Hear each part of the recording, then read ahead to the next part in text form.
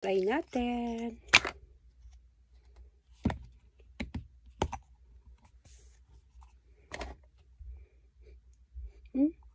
Mabango din siya. Tapos, kinito ang kanyang, anong tawag dito?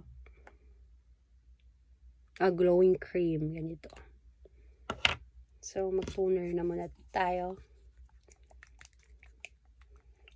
Saka white siya. Hindi siya katulad ng another brand na parang nag-yellow siya ganun.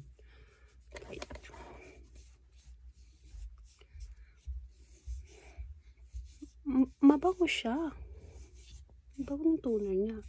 Ang cooling ng effect.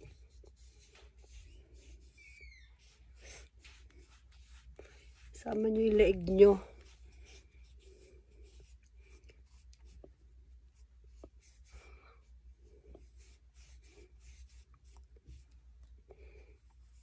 First day ko ngayon. Try natin. Bango ah. Grabe ang bango. Ang natin yung likod ng seat na natin. Dito. Yan. So, konti. Tapos, ano ito kasi sayang naman.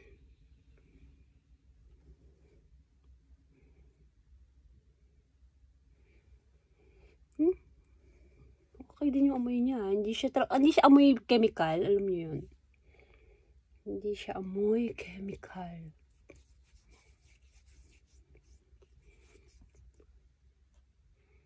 Yan, konti lang. Try lang natin kasi mamaya syempre nagrap na. Lig natin.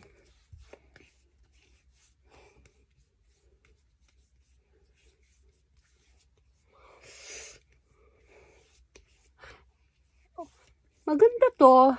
Siya kasi yung parang ano siya,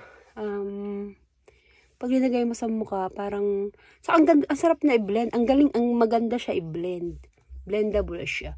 Hindi katulad sa ano na, parang pag linagay mo siya, parang may pagka-chalk siya. Ganon.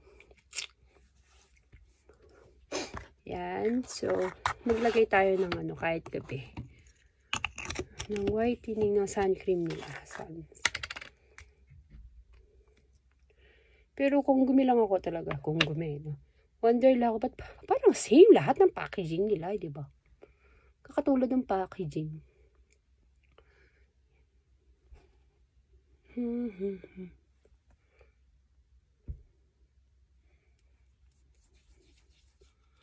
Okay to. Napaka-blendable niya talaga. Sa ano kasi, sa iba, parang ang chok niya.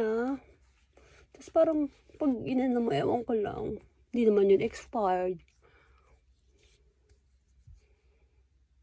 Yan. Magiging mutya ng Korea na tayo. Charing.